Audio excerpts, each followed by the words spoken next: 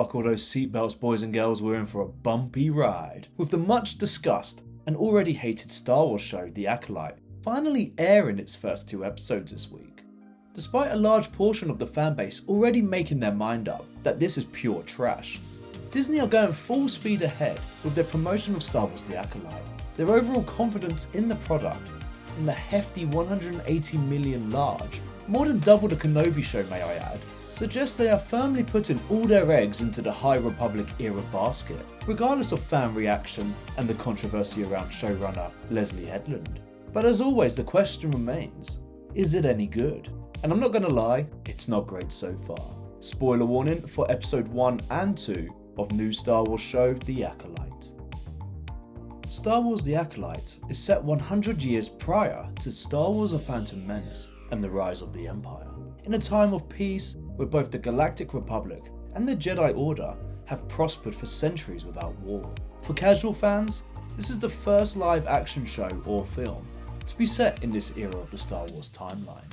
And if you want to skip the episode recaps to minimise spoilers, then please feel free to do so, and I have added timestamps to this video to make that easier. Episode 1 starts with an unnamed assassin seeking Jedi Master Indara, and challenges her to a fight. Jedi Master Indara is quickly murdered by the assassin, and the Jedi Order gets word of this. The Jedi Order investigate and believe it is former Jedi Padawan Osha, formerly trained by Squid Game's Jedi Master Soul. The Jedi find Osha on a ship in the Outer Rim, where she is working as a mechanic, some sort of outlawed mechanic. Osha confesses her innocence, but the Jedi arrest her for the murder of Jedi Master Indara. Osha is boarded onto a prisoner transport ship to be taken back to Coruscant, where she will face justice for her crimes, which she didn't do. The prisoner transport is operated by droids and full of dangerous prisoners who plan to escape and quickly defeat the droid guards. The ship comes out of hyperspace into an asteroid field, damaging the ship.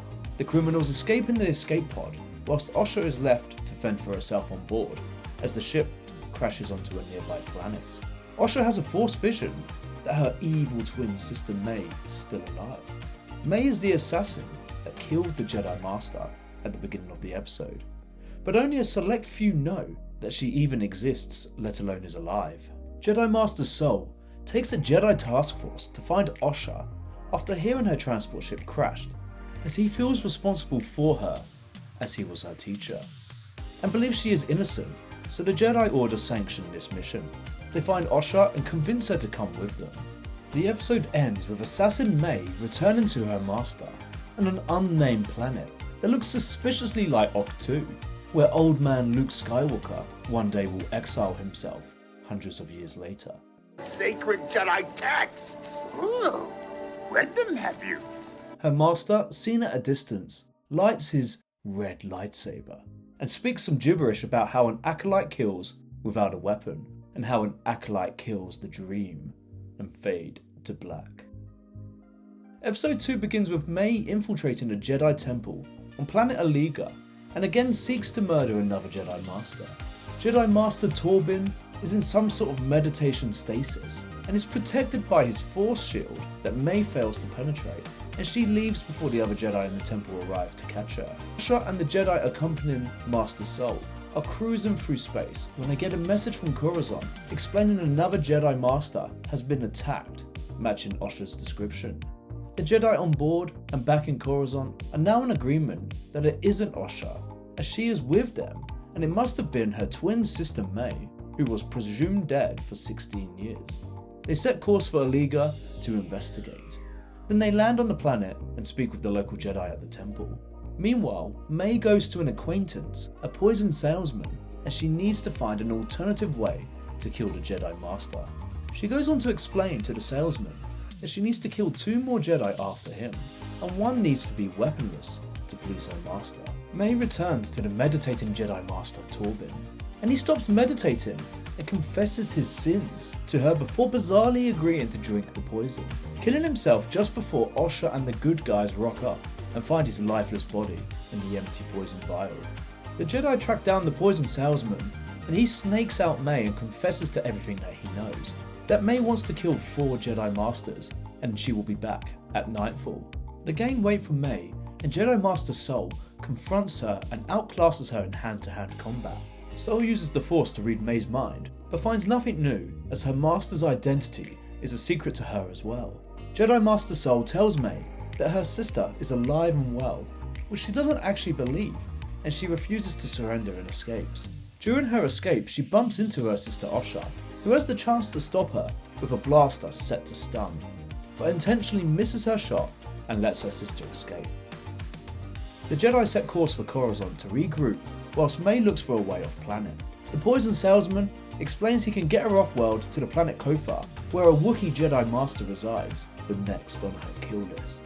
It then transitions to the planet, where we see the Wookiee Jedi scare off 2 scavengers. Roll credits. Starting off with the positives, actor Lee Chon-che of Squid Games fame and Amanda Stenberg are the only actors that shine in the opening episodes, with Lee Chon-che playing Jedi Master Sol and Amanda Stenberg playing the role of twins Osha and May. I would even go as far as saying that they are the only characters worth caring about at this point. So far, composer Michael Abels has done a great job with the score, and the sound department deserve credit as well. The CGI for the most part is good, as you would expect from a show with a budget of 180 million, and the all-round visuals scream Star Wars, from the various droids and aliens, props and set design, and I enjoyed being back on Coruscant at the Jedi Temple, seeing younglings in training. The action sequences we've seen so far have been well shot, and the choreography has been okay. The new bad guy remains intriguing and mysterious, and I'm interested to see where the narrative goes with them. Honestly, that's probably as much praise as I can give the show so far. The show feels so bloody goofy in places, and although it may look like Star Wars, it doesn't really feel like Star Wars. It feels fan-made in places. Although I'm excited for the overarching narrative surrounding the bad guys, the story introduced in the opening episodes has been disappointing to say the least, and so many plot points make no sense. It starts as a murder mystery with the death of a Jedi Master, and then within the same episode, the mystery of who did it is already over. The pacing of the 2 episodes was all over the place, and the writing has been shoddy. The show is even, dare I say, boring. I don't understand how a Jedi Master can be so easily defeated by an assassin, and a dagger killing a Jedi Master is just beyond comical. We've literally seen characters survive lightsaber wounds and being chopped in half, but here we are with a Jedi dying by a dagger. Come on now, folks. Don't even get me started about the other Jedi Master that also dies, Jedi Master Torbin, who just randomly agrees to kill himself out of guilt and drinks the poison. What makes even less sense is the omission of Yoda in this show. You're telling me that Jedi Master Yoda, who is around in this era by the way, and likely on the Jedi Council, if not the Grand Master, wouldn't be concerned about Jedi Masters getting killed? Now I don't need him to be plastered all over this, but there isn't even a mention of him so far. We've spent considerable amount of time on Coruscant and the Jedi Temple. I guess time will tell if he's in this show, but from what I've read, he doesn't make an appearance. I'm not sure scenes such as the Jedi Knight Yord being topless were included in this. At least Kylo Ren made somewhat sense in the sequels when he was being Swolo Ren, trying to romance Rey. I literally laughed out loud at how bloody awkward and ridiculous this scene was. The costume design for the Jedi looked cheap, and I'm not keen on the High Republic clothing, but that's probably a me problem. The lightsabers look off in comparison to the films, and continue the trend of lightsabers looking bad in the live action TV shows. I haven't read any of the High Republic material, but the show has done a bad job in getting the viewer invested in the new Jedi so far, other than Jedi Master Sol and former Padawan Osha. In fact, most of them seem deeply unlikable and frankly unbelievable that they're even a Jedi in the first place, let alone a Jedi Master. I don't want to be that guy that fat shames, especially as I'm not rocking a 6-pack of my own. But since when were there fat Jedis in Star Wars? It's completely baffling and was actually jarring to the scene. Honestly, watching the first 2 episodes felt like a fan-made project with people cosplaying as Jedis. Hopefully this improves moving forwards, but I'm not holding my breath. In summary, Star Wars The Acolyte, a brand new Star Wars show set in a brand new era of Star Wars, the High Republic, has the potential to be a good show, and freshen up the franchise even, with its impressive visuals, sound, and world building, setting the stage for a new Star Wars epic. However, this show is anything but epic, and gives the viewer little reason to care about the new characters introduced thus far. Performances from Lee Chon-chae and Amanda Stenberg, and the overarching plot with the mysterious new baddie, at least give enough reason to keep watching the show, but don't expect to be blown away by these opening 2 episodes. Here's hoping it improves moving forward. Now it's your turn to let me know what you thought about the first 2 episodes of Star Wars The Acolyte. I think this one could be polarising. Do you plan to continue watching it, or are you checked out already? And if you're new here, then hey, my name is Jackson and welcome to the channel. I cover all things TV and film and make both long form and short form content, such as reviews, reactions, and film sleuthing for hidden references and details. My short term goal is to reach that elusive 1K sub club, but long term, I want to build an active community where we can discuss the latest and greatest in TV and film together, whether that's live or in the comments.